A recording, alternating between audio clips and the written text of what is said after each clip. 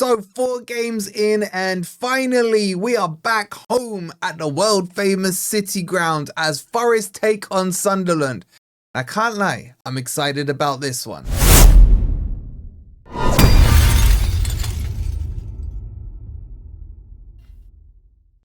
Hi guys, hope you're doing well and welcome to the preview as Forest will take on Sunderland at the world famous City ground, 5:30 kickoff UK time.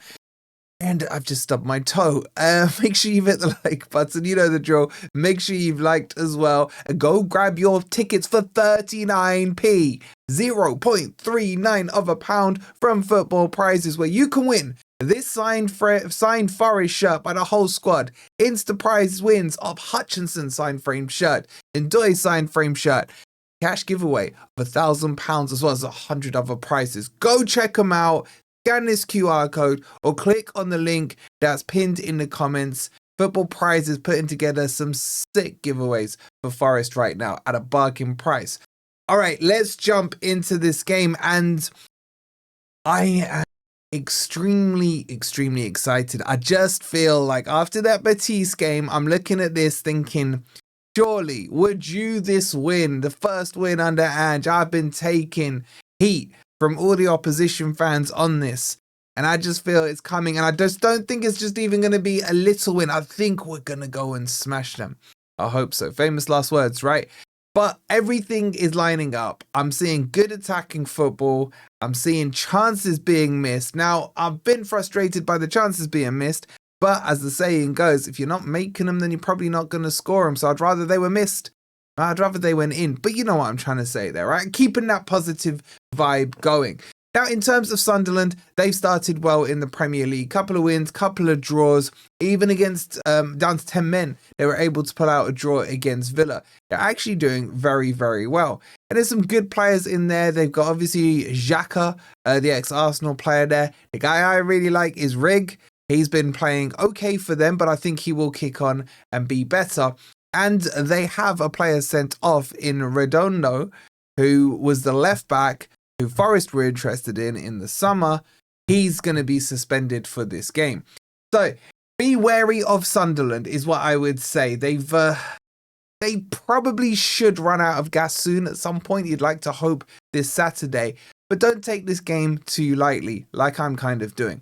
But more importantly, what's going on with the Forest squad? Well, at the time of recording this, Nuno hasn't done his presser, so I'm going to make a few assumptions. So if we jump across to the team sheet, this is the team that started against Real Betis in the Europa League. And first thing I want to say is I don't really want to touch that midfield. If Douglas Luiz is fully fit, and according to what Ange said after, it was a precaution thing. He felt his hamstring a little bit, so they took him off. Then that hopefully means he should be okay. But we heard that about Murillo before the Burnley game, before the Betis game, and so on and so forth, right? So I really want to keep this midfield 3. I know a lot of you are saying, oh, Sangare misplaced passes and what have you. But to create the double pivot, that double 8, if you like, you need that anchor point. And tell me who can replace him in there. Maybe Dominguez. I don't think he should be risked if he's not fully fit yet. But when he does, he could definitely come in and pair up with Luiz and Sangare. So I really like that midfield. At the back, surely now he's closer than close, readier than ready can be. We got to see the return of Murillo. Morato's been okay. I think Rob summed it up nicely on Grumpy Old Reds last night when he said, he had great moments and he had bad moments. And you could probably say the same for Sangare as well. So I want to see this back 4. I'm still not comfortable with the gap Zinchenko leaves at left back. But if Murillo is in there, I think Murillo's a lot more mobile, a lot quicker than Morato. And Murillo tends to flow out to the left-hand side anyway. So I think for Zinchenko to properly work, if that makes sense, then you're going to need a Murillo who can operate in that left space and cover it. And obviously there's question marks on Milenkovic. They said it was cramp. Hopefully cramp rest a day and he should be back fit and running. And Neco Williams, I don't need to say anything about him, how good he's been. So I would go with that back 4. Now, where the questions start for me is the front 3. Where I'm still not been convinced is on the wingers. By the way, I would go with this 4-3-3 formation or 4-1-4-1 formation. Doesn't really matter. In essence, it's the same thing, right? I still would leave Gibbs-White on the right-hand side. I thought he played well in the first half. When he came back into the middle, didn't look as good. So I would go with Gibbs-White on the right-hand side. The person I'm going to bring in is I'm going to take Hudson-Odoi out, and I'm going to bring in Hutchinson here on the left. Now, I am tempted to switch the two over, put Gibbs-White on the left and Hutchinson on the right. But I thought Hutchinson played really well. Yes, it was only against Swansea on the left-hand side. I think he needs a run out, and I think we need to make sure we're rotating the squad because we've got another European game coming up next Thursday. We know for sure he can't play in that game. Therefore, it makes sense for me to bring him in. And if we've gone and spent that money on him, then we need to damn well use him. Up front, it's got to be my boy Jesus. He's looking confident, a bit arrogant. I love that. And he's bagging goals. 2 starts, 4 goals, 2 in each game. As someone said in the chat yesterday, he scored 2 in the Cup, 2 in the Europa League debut. Now with his Premier League debut, if he gets it, do we see 2 goals from him? So that is the team I would go with. Look, if I was going to change something, it might be Gibbs-White for Bakwa.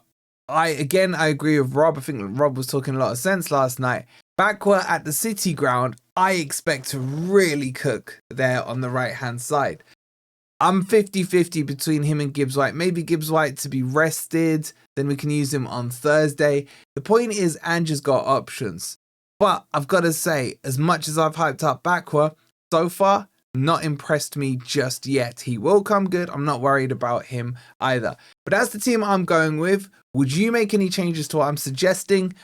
Or would you agree with me? Let me know in the comments.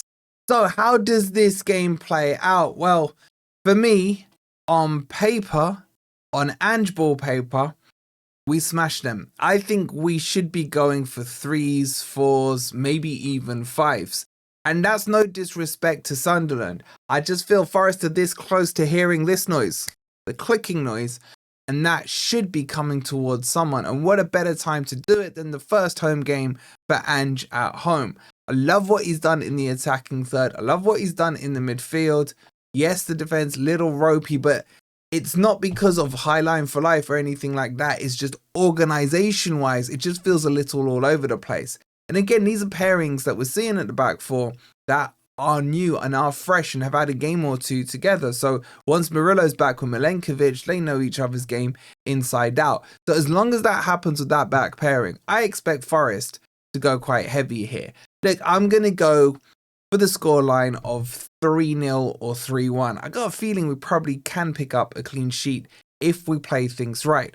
The most important thing in this game is going to be the substitutions. If Forest come out quick out the blocks, high octane football, are you entertained style, Ange Postecoglou ball, then the subs need to do their job this time. I don't think any sub made an impact against Real Betis. And if you're playing that high energy level game that we've seen, then you need to be able to rotate them out. And those subs that come on have to immediately impact the game and kind of slot in to the way Forest are playing. But my confidence on a victory depends mainly on one man starting. And that man is Douglas Luiz. If he starts, I'm very confident. How do you guys feel? Get your predictions in the comments. And that's it with my preview. We'll be back hopefully later with the update on Ange's presser, where no doubt he'll tell us about the injuries and no doubt some great one-liners as well. So we'll have that for you in a few hours. Make sure you've hit the like button. Make sure you're subscribed. Go grab your tickets for football prizes. It's only 39p. You get very lucky. We'll see you in a bit. Come on, you Reds.